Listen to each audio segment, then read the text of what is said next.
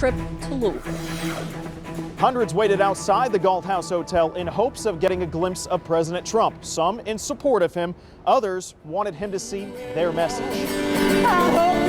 The morning started the same as many do in downtown Louisville, with the sizzling of hot dogs, accompanied by music.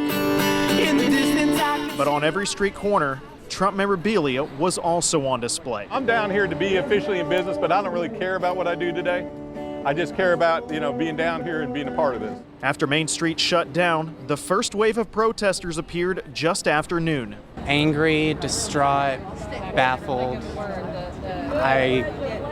There are no words. I just feel like showing up is one of the easiest things people can do to make their voice heard, even just in a picture, to show how many people showed up. Just take it all in and enjoy it, I figure it's pretty much so a once-in-a-lifetime chance, so I'm trying to take advantage of it. Rufus Weidemeyer was one of the outnumbered supporters hoping to catch a glimpse of the president. But while we awaited his arrival, tension ramped up under the hot sun. I don't care what you guys do.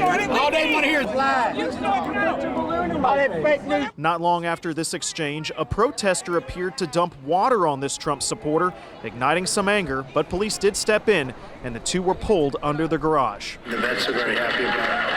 As Trump began to speak from inside the hotel, the excited crowd calmed and began to dwindle.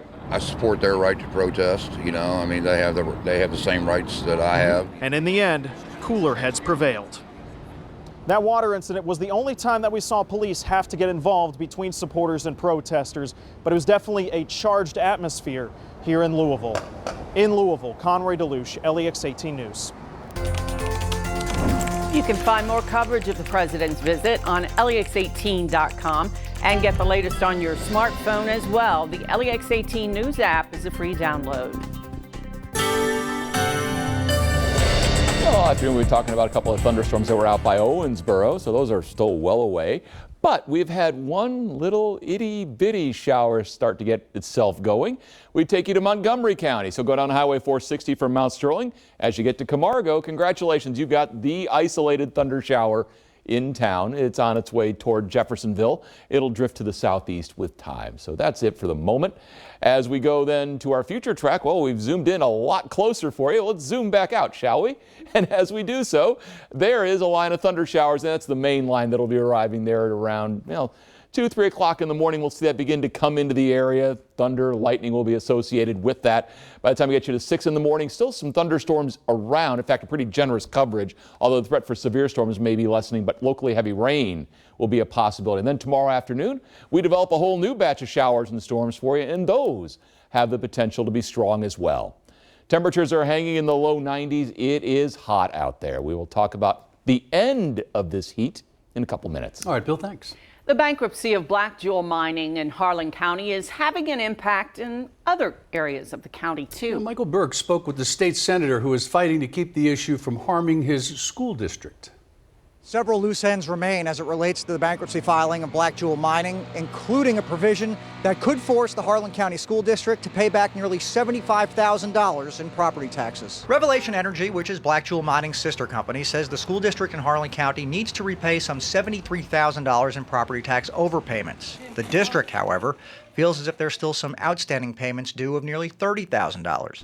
While they may never see that money, Senator Johnny Ray Turner is hoping the court rules in his district's favor by not requiring any repayments. He's also preparing legislation, which, if passed, would close this tax loophole. Anything short of a remedy could lead to jobs being slashed within the district. The $73,000 is about equivalent to 2 teachers. So they would probably have to lose a couple of teachers in the school system. So we've been, education has been devastated in the past few years anyway, and so we want to try to stop that if we can. The senator also added that this is not a partisan issue and he's not expecting a lot of resistance towards this bill from either side of the aisle. In Frankfort, Michael Burke, LEX 18 News. Police in Lexington want to find the man who held up a loan business this morning. The robbery happened at Cash Express on the corner of North Broadway and Delcamp. LEX 18's Mike Valenti reports. Police say an employee at the Cash Express behind me was inside the building alone when a man walked inside, showed her he had a gun, and demanded money. The cashier complied and the man took off, but it's not clear how much cash he left with. After they descended on the north side, officers turned to their canine units and a police helicopter to help in the search. We're told the dog did pick up a scent, but lost the track somewhere in the area. Police believe the suspect ran behind the building, but it's not clear if he kept running or got into a car. In a heavily trafficked area like this, the hope is that someone saw something in the moments leading up to the incident. The one thing that people need to, if they can help us out, they saw a vehicle kind of speeding, acting a little aggressive during this time, about the 11 o'clock hour. That's something that can help us out. The sergeant also indicated they plan on reviewing surveillance video from Cash Express and other nearby businesses. In Lexington, Mike Valenti, LEX 18 News. Nicholasville police are asking for your help after a series of thefts at the local Kohl's store. Thanks to surveillance footage, police found a woman and possibly 2 others they think are responsible, but they need your help. Claire Kopsky spent the morning in Nicholasville learning more. At first, it looks like a normal day inside a Kohl's store. When she enters the store, it's seeing that she goes through the aisles, she selects merchandise. But it's what happens after these clips that has police looking for the woman. She'll either conceal it within her purse or conceal it on her person, and then she'll leave the last point of entry. As Detective Ferdozio explains, shoplifting happens often in stores like this. But he says this woman's done it more than once, within the same month, with different people. On several occasions, there's been different males that have been with her inside the store. We don't necessarily know that they are involved with the actual removing of the property. We do know that she is the one that's concealing it. Police say they're trying to figure out why the men were with her. If you're bringing somebody in and that you habitually steal from a department store, then sometimes that person can be a lookout. But then again, we try to give everybody the benefit of the doubt, and they may not know. Whether they know or not, police want to talk to both men and the woman, so they hope the community will help them find all 3. In Jessamine County, Claire Kopsky, LEX 18 News. Lexington police are searching for the most wanted person of the week. They're looking for 27-year-old Howard Jones. He's wanted for trafficking heroin and cocaine, fleeing from police, promoting contraband, evidence tampering, and violating conditions of release. Jones is 5'5", 220 pounds. If you see him, call Crime Stoppers tip line at 859-253-2020, or you can text your information to crimes. And in the text, write Lex PD, then your tip. Lexington Habitat for Humanity works year-round to give less fortunate families a home to call their own. A lot of work goes into each project, and both volunteers and the future homeowner take a look at one crucial step next on LEX 18 News at 6.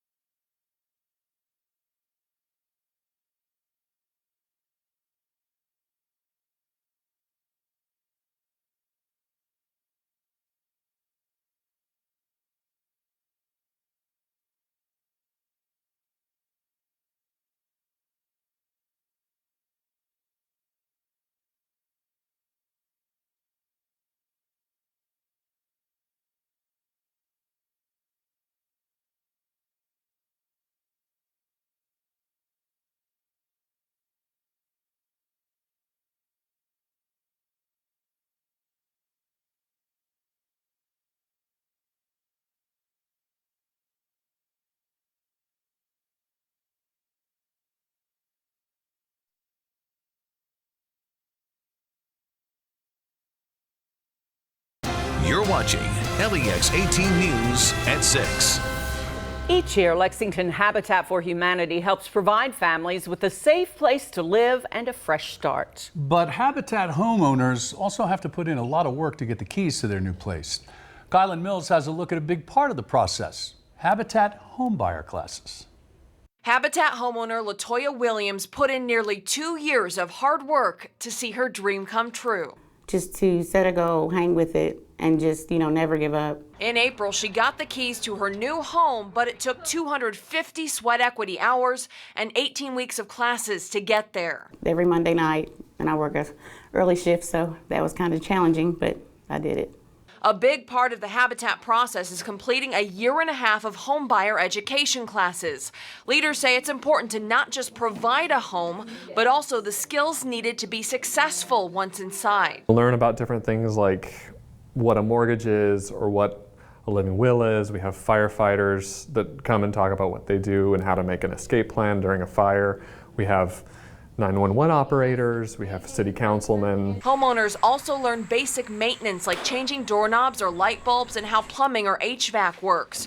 People from all over the world joined by this experience. It's a very community sort of feel among those that come to the class. And there's this really neat part at the very end during graduation where everybody shares out, how much the classes have meant to them and how much getting to know other people has meant to them. And it's always really special to hear. The classes that you take here are things that you'll carry with you for a long time. Latoya says she's now ready to take on her next goal with a new set of lifelong friends and skills by her side. In Lexington, Kylan Mills, LEX 18 News. Pretty nice. That home means a lot more when you got a little skin and some sweat equity in the game. I think so. Yeah. Your LEX 18 Storm Tracker forecast is after this.